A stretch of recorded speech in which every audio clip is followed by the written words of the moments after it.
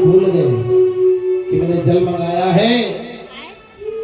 आपको पता है भगवान सुदामा जी के चरणों के कांटे अपने हाथों से निकालते हैं और कुछ कांटे ऐसे हैं जो टूट गए हैं, वो हाथों से नहीं निकल पा रहे, तो भगवान अपने मुख के दांतों से पकड़कर सुदामा जी के चरणों के कांटे निकालते हैं।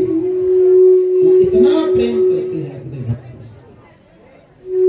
ऐसे परम पिता परमेश्वर भगवान कहते हैं बड़ी मिठुराई तेरी धारी रे सुदामा भैया, क्यों नहीं है मेरे पास? बहुत दिनन में आज मिले हो, अब तक क्यों सूरत विसारी रे। हे सुदामा, क्यों तूने मेरी सूरत विसारी, ये तो दुख पायो, मेरे पास क्यों ना आयो, समय वृथा ही गवायो, मोही जान के विलग, क्यों तुम क्यों नहीं आए? भगवान कहते तेरे व्यवहार से मुझे बड़ी ठेस पहुंची सुदामा। सुख की बात लोग अपनों से नहीं कहेंगे तो किससे कहेंगे? तुम मेरे मित्र हो, तुमने क्यों नहीं कहा? आज सुदामा जी देख रहे हैं, वैभव देख रहे हैं, स्वर्ण का सिंहासन देख रहे हैं, स्वर्ण की नगरी देख रहे हैं, ये ठाट बाट देख रहे हैं, बड़ा संकुचित हो रहे हैं। भगवान चरण प्रक्षालन करते हैं, अपनी महारानी को आदेश करते हैं, जल की झारी लेकर के ब्राह्मण जो घर आवे, ये स्वयं द्वारिकाधीश परम पिता परमेश्वर कर रहे हैं।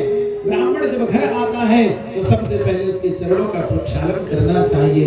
भगवान ये संदेश समाज को देते हैं। द्वारिकाधीश होकर ब्राह्मण के चरण धो रहे हैं, रानियां जल दे रही हैं, चरणों का प्रक्षालन किया, अपने पीतांबर से सुदामा जी के चरणों को पोंछा और सुदामा जी को सिंहासन में बिठा करके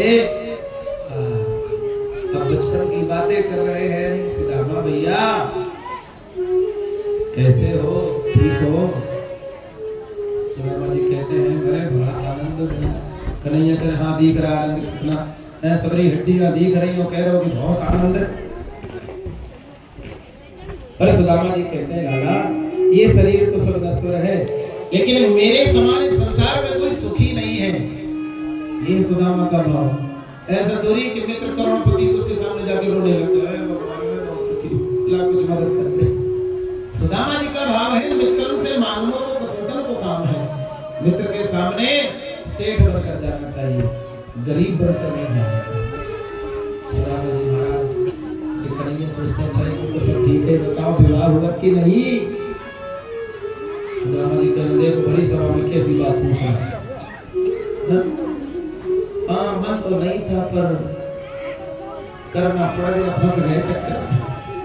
मन तो किसी का नहीं होता है, ऊपर से अंदर से सबके लड्डू फूटते हैं।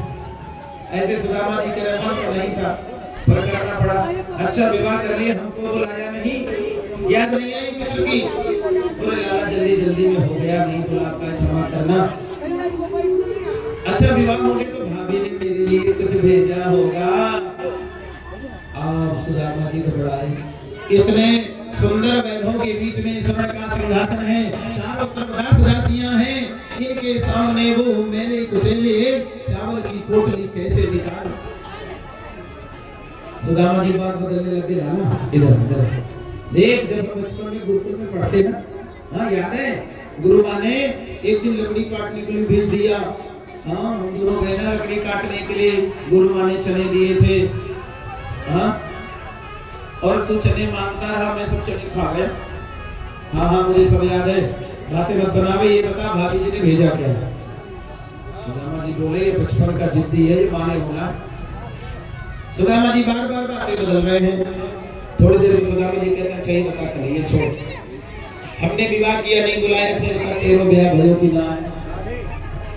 और कन्हैया फंसे। बोले लाला है गए?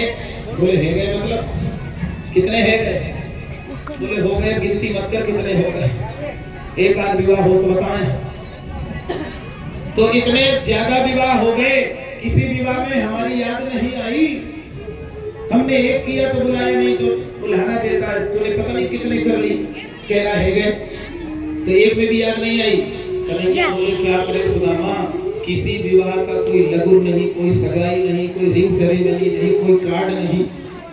कोई निमंत्रण कार्ड नहीं छपा, सुबह कोई खबर नहीं, शाम को दुल्हन घर में, जैसे भागा दौड़ी में तो हमारे घर में कैसे बुलाते, कब बुलाते।